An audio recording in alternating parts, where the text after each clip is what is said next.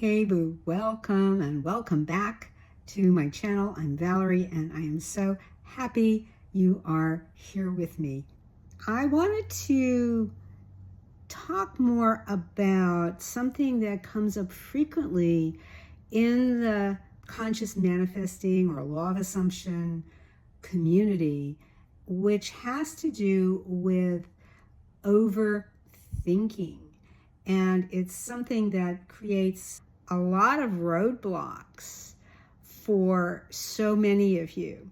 And it's part of what that comes from is that there's an innate belief or something that is stuck or lodged in the nervous system around everything becoming very complicated, or that the idea that manifesting is immediate or easy, instantaneous, is almost like it's too good to be true, even though it's presented in detail as to how this can be so.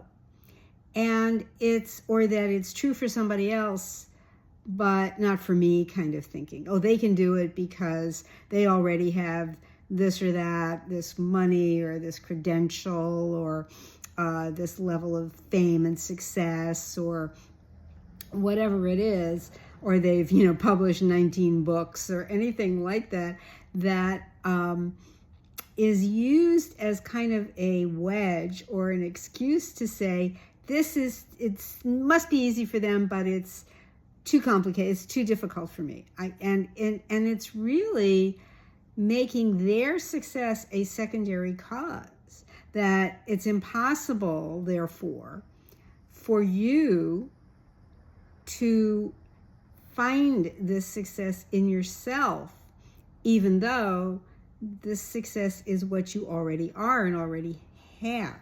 Every time you push through one barrier, get it cleared up. Maybe you're trying different modalities of healing, energy work, or whatever it is, or studying a different book or a different mystic teacher, that even so, you get through one and then another obstacle pops up. And yes, in Hinduism, that's called peeling away the layers of the onion, in a sense. You're peeling away everything that stands between you and your own inner self, the inner love, the inner all, the inner I am. Each time you're peeling one layer away, you'll see another one.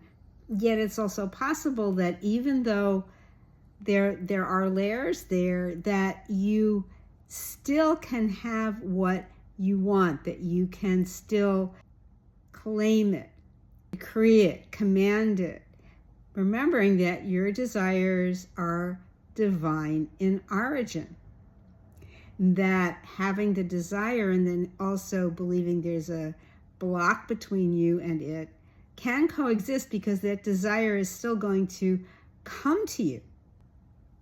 Yes, the mind, the small m mind, it can be suspicious of what seems simple. It's too good to be true. Can't be that easy. And yet we say you can rest in knowing that what you want is already yours. And Neville likens that to the Sabbath. God created everything, and on the seventh day he rested. So you rest in the knowing that what you want to manifest, to bring forth in your experience, is already there. Your brain is nonetheless trying to outpace what your heart knows, the thinking mind, the racing thoughts. But the heart already possesses great wisdom of its own. Instead of having to be hypervigilant, you can rest in the heart, in the heart space. This is why in many Eastern cultures, especially say in India or in the Far East, that bowing is not just a form of being polite, and yes, it is a form of deep respect for someone, but bowing, sometimes it's considered prostrating or bringing the heart higher than the head, because it's the belief, the scriptures of Hinduism and other Eastern cultures remind us that the heart has the higher wisdom. The heart rules higher than the thinking mind. The thinking mind is important for things in a relative way, like knowing how you get from one location to another, or where you left your keys, or anything like that, where to get a good cup of coffee, fine.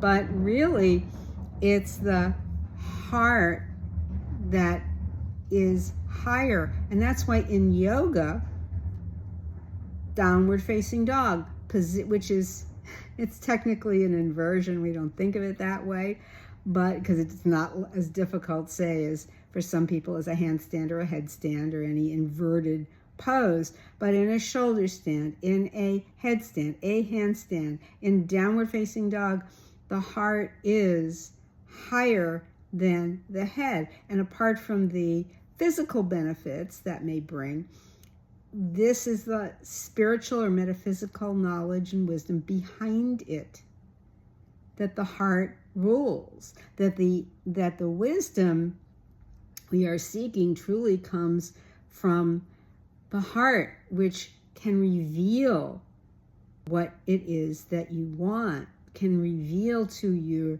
to give you that impetus, that movement to manifest your desire, to manifest fulfillment and embody fulfillment.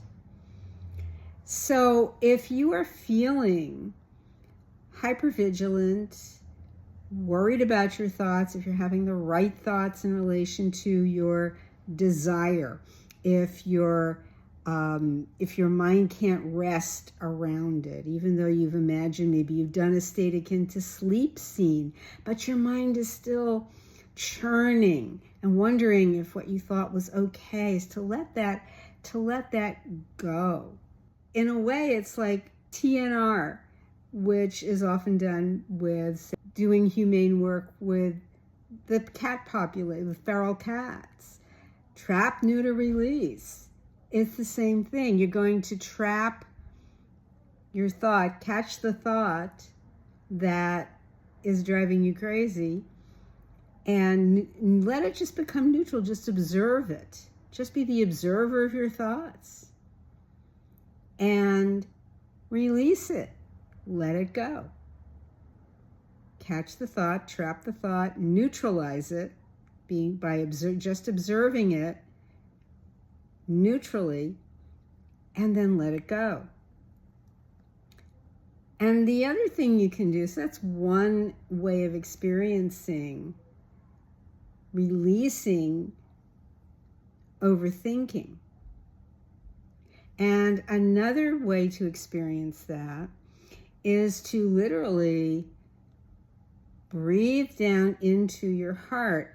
Very often when we're trying to express ourselves, a lot of times we're looking like this, we're struggling to bring the thoughts down. They're all trapped up in the head, and it's very difficult to go in there and kind of yank the thoughts, like going up into the attic and bringing down an old suitcase or something, and it's like, it's very difficult, and it's dark up there, and the light isn't working, and you can't find anything, and it's full of cobwebs.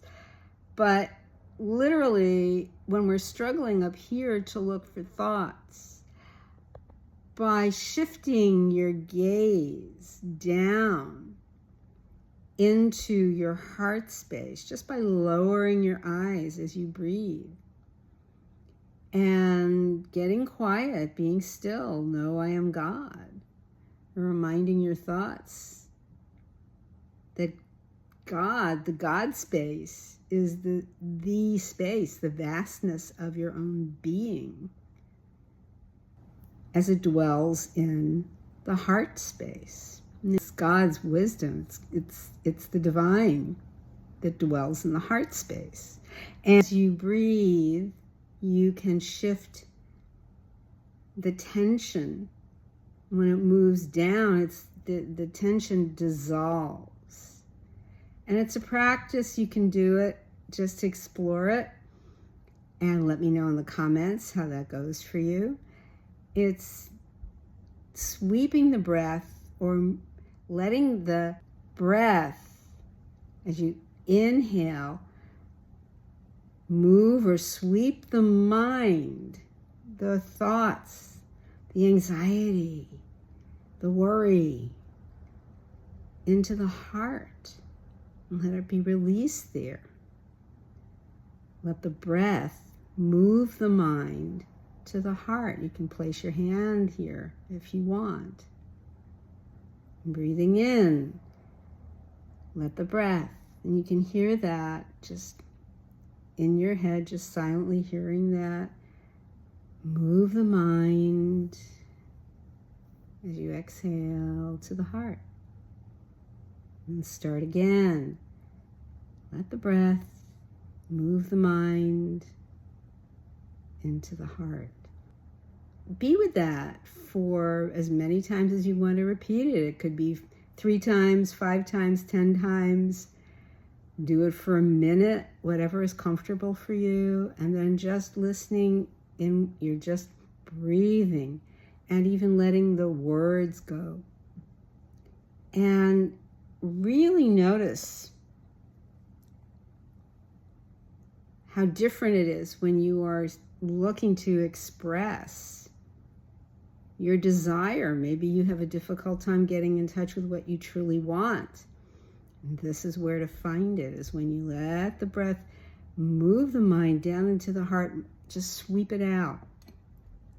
Just sweeping out the mind so that the energy moves down into the heart.